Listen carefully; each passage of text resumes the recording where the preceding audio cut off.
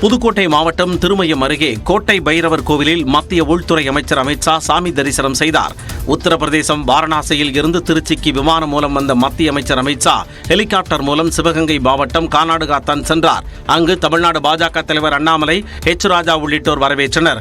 பின்னர் அங்கிருந்து சாலை மார்க்கமாக திருமயம் சத்தியமூர்த்தி பெருமாள் கோவிலுக்கு சென்று சாமி தரிசனம் செய்தார். அதன் தொடர்ச்சியாக சத்தியகிரீஸ்வரர் கோவில், ராஜராஜேஸ்வரி கோவிலில் வழிபாடு செய்த அவர் கோட்டை பைரவர் கோவிலுக்கும் சென்று சாமி தரிசனம் செய்தார்.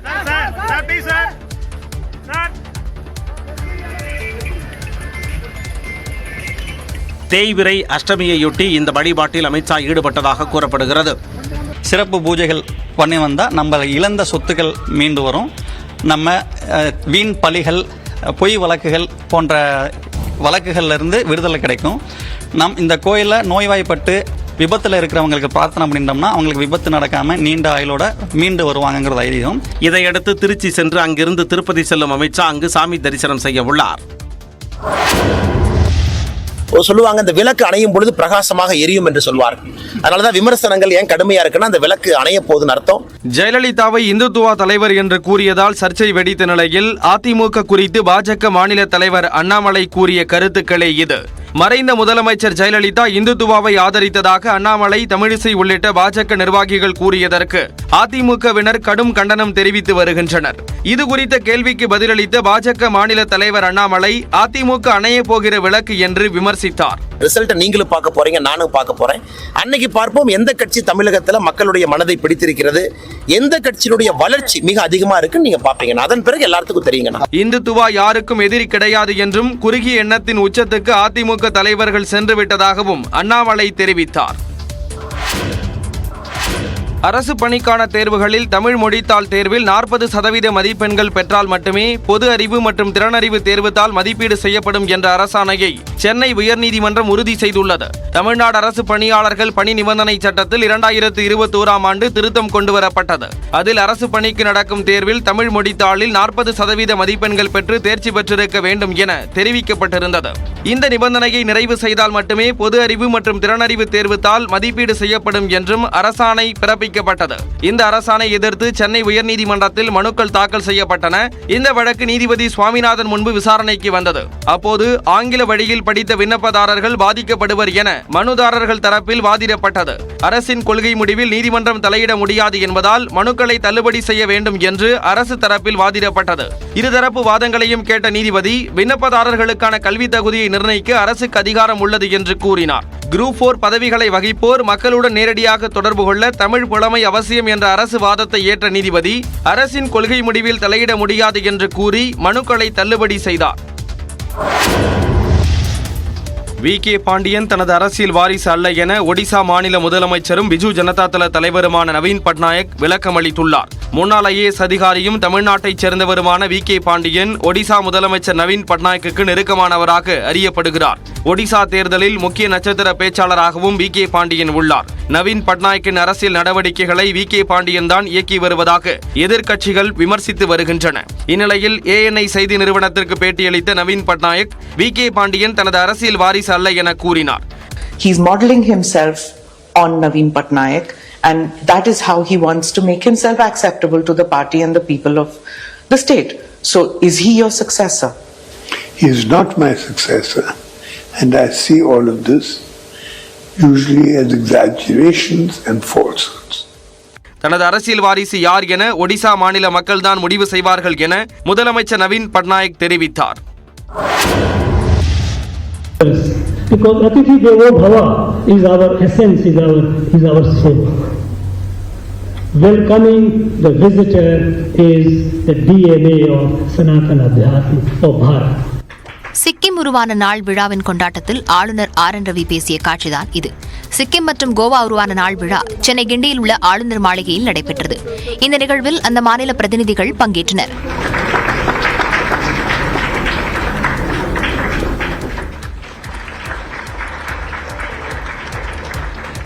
பின்னர் விழா மேடையில் பேசிய ஆளுநர் ரவி, நமது விருந்தோம்பல் குணத்தால் நமது மரபணுவிலேயே சனாதன தர்மம் உள்ளது என்றார். அனைவரும் ஒரே குடும்பம் என்பதை சனாதனம் கூறுகிறது என்றும் சில அரசியல் காரணங்களுக்காக அது சிதைக்கப்பட்டிருப்பதாகவும் ஆளுநர் பேசினார். And since It is there in the DNA. It is not, it could be, it's a layer of dust of ignorance could have been on it, could be placed on it. But essentially, I'm sure it will be dusted off. அரசாங்கத்தால் எதையும் தனியாக செய்ய முடியாது என்று கூறிய ஆளுநர், மக்கள் நினைத்தால் எந்த திட்டமும் வெற்றி பெறும் என்றும் சனாதனமும் ஒரு மக்கள் இயக்கமாக மாற வேண்டும் என்றும் கூறினார். ஆனந்த் அம்பானி ராதிகா திருமணம் வரக்கூடிய ஜூலை 12ஆம் தேதி இந்து முறைப்படி நடைபெறும் என்று அறிவிக்கப்பட்டுள்ளது. ரிலையன்ஸ் குழும தலைவரும் தொழிலதிபருமான முகேஷ் அம்பானியின் இளைய மகன் ஆனந்த் அம்பானி ராதிகா மற்றும் திருமண நிகழ்ச்சி லண்டனில் மிக பிரம்மாண்டமாக கொண்டாடப்படும் என்ற தகவல் வெளியானது. ஆனால் ஆனந்த் அம்பானி ராதிகா திருமணம் ஜூலை 12ஆம் தேதி மும்பையில் முகேஷ் அம்பானிக்கு சொந்தமான பாந்த்ரா குர்லா காம்ப்ளெக்ஸ் பகுதியில் அமைந்திருக்கூடிய ஜியோ வேர்ல்ட் கன்வென்ஷன் சென்டரில் திருமணம் மிக பிரம்மாண்டமாக நடைபெறவுள்ளது. ஜூலை 12ஆம் தேதி திருமண நிகழ்ச்சி தொடங்கவுள்ளது. ஜூலை 13ஆம் தேதி தெய்வீக ஆசீர்வாத நிகழ்ச்சி நடைபெறவுள்ளது. ஜூலை 14ஆம் தேதி மாலை திருமண வரவேற்பு நிகழ்ச்சி நடைபெறவுள்ளது. ஆனந்த் அம்பானி ராதிகா திருமணத்தில் விஐபிக்கள் முக்கிய பிரபலங்கள் பங்கேற்க உள்ளனர். செல்போனில் பேசிக்கொண்டே கார் ஓட்டிய வழக்கில் நிபந்தனைகளுடன் யூடியூபர் டிடிஎஃப் வாசனுக்கு மதுரை நீதிமன்றம் ஜாமீன் வழங்கியுள்ளது. மதுரை வண்டியூரில் செல்போன் பேசியபடி கார் ஓட்டிய யூடியூபர் டிடிஎஃப் வாசனை போலீசார் கைது செய்தனர். பின்னர் அவர் மதுரை மாவட்ட நீதித்துறை நடுவர் சுப்புலட்சுமி முன் ஆஜர்படுத்தப்பட்டார். அப்போது டிடிஎஃப் வாசன் மீது பொய் வழக்கு போடப்பட்டுள்ளதாக அவரது தரப்பில் வாதிடப்பட்டது. இதற்கு மறுப்பு தெரிவித்த காவல்துறையினர் தன்னை விளம்பரப்படுத்திக் கொள்ள டிடிஎஃப் வாசன் அடிக்கடி விதிமுறைகளை மீறுவதாகவும் உயர்நீதிமன்றத்தில் தாக்கல் செய்த பிரமாண பத்திரத்தை மீறி செயல்படுவதாகவும் குற்றஞ்சாட்டப்பட்டது. இருதரப்பு வாதங்களையும் கேட்ட நீதிபதி 10 நாட்கள் காவல் நிலையத்தில் கையெழுத்திட வேண்டும் என்ற நிபந்தனையுடன் ஜாமீன் வழங்கினார். இனி இதுபோன்ற செயல்களில் ஈடுபட மாட்டேன் என்று பிரமாண பத்திரம் தாக்கல் செய்யவும் வீடியோ வெளியிடவும் நீதிபதி உத்தரவிட்டார். பின்னர் செய்தியாளர்களை சந்தித்த டிடிஎஃப் வாசன் தரப்பு வழக்கறிஞர் ஐபிசி 308 பிரிவை ஏற்க மறுத்த நீதிமன்றம் ஜாமீன் தந்துள்ளதாக கூறினார். அவர்கள் போட்ட இந்த வழக்கில் ஐபிசி 308 என்பதை நீதிமன்றம் நிராகரித்திருக்கிறது. அந்த வழக்கை ஏற்றுக்கொள்ள முடியாது என்கிற பட்சத்தில் மற்ற அனைத்து பிரிவுகளும் பிணையில் விடக்கூடிய பிரிவுகளாக இருக்கின்ற பட்சத்தில் எங்களுடைய வாதத்தை நீதிமன்றம் ஏற்றுக்கொண்டு அவரை நிபந்தனையில் விடுதலை செய்திருக்கிறார்கள். நீதித்துறை தன்னுடைய நீதி பரிபாலனத்தை நிலைநாட்டி உள்ளதாகவும் அவர் கூறினார். நீதி தேவதையை நம்பின நீதி கிடைச்சிச்சு. நீதி தேவதைக்கு ரொம்ப நன்றி. விதிகளை மீறி காரை ஓட்டிய புகாரில் கைது செய்யப்பட்டு நிபந்தனை ஜாமீனில் வெளிவந்த டிடிஎஃப் வாசன் நீதி வென்றுவிட்டதாக தெரிவித்துள்ளார். அதிவேகமாக பைக் ஓட்டி யூடியூபில் வீடியோ வெளியிட்டு பிரபலமான டிடிஎஃப் வாசனின் இருசக்கர வாகன ஓட்டுநர் உரிமம் 10 ஆண்டுகளுக்கு ரத்து செய்யப்பட்டுள்ளது. இந்நிலையில் சென்னையில் இருந்து மதுரை வழியாக காரில் தூத்துக்குடி சென்றபோது செல்போனில் பேசியபடியே டிடிஎஃப் வாசன் காரை ஓட்டிச் சென்றார். உனக்கு ஹிமாலயன் எடுக்கணும் ஆசை. நம்ம 2 பேத்துக்குமே பார்த்தீங்கன்னா லடாக் புல்லட்ல பண்ணணும் ஆசை. ஆனா ஒரு வாட்டி கூட புல்லட்ல பண்ணவே இல்லை. இதுக்கு பின்னாடியே போய்க்கலாம். அதனால என்னடா என்ன மாப்பிள்ள. இதனால் டிடிஎஃப் வாசனை மதுரை அண்ணாநகர் காவல்துறையினர் கைது செய்தனர். பின்னர் நீதிமன்றத்திற்கு அவரை அழைத்துச் சென்றபோது ஆவேசமாக பேசினார். என்ன பார்த்து தான் மக்கள் கெட்டு போறாங்கன்னா நீதிக்கு ஒரு டாஸ்மாக் இருக்கு, அதை பார்த்து கெட்டு போக மாட்டாங்களா? இதையடுத்து நிபந்தனை ஜாமீனில் விடுவிக்கப்பட்ட டிடிஎஃப் வாசன் நீதி வென்றுவிட்டதாக கூறினார்.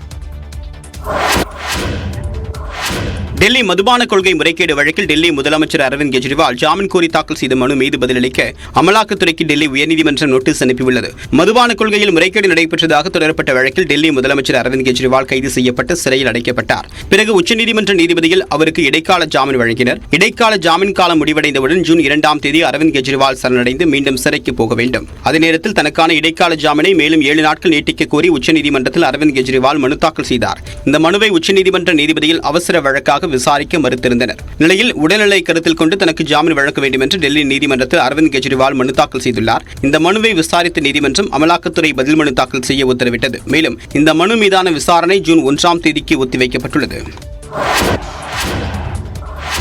இழிவான விருப்பு பேச்சுக்களால் பிரதமர் பதவியின் மாண்பை மோடி குறைத்திருப்பதாக முன்னாள் பிரதமர் மன்மோகன் சிங் விமர்சித்துள்ளார். அண்மையில் தேர்தல் பரப்புரையின் போது காங்கிரஸ் தேர்தல் அறிக்கையை விமர்சித்து மாங்கல்யத்தை கூட காங்கிரஸ் பறித்துவிடும் என்று மோடி பேசியிருந்தார்.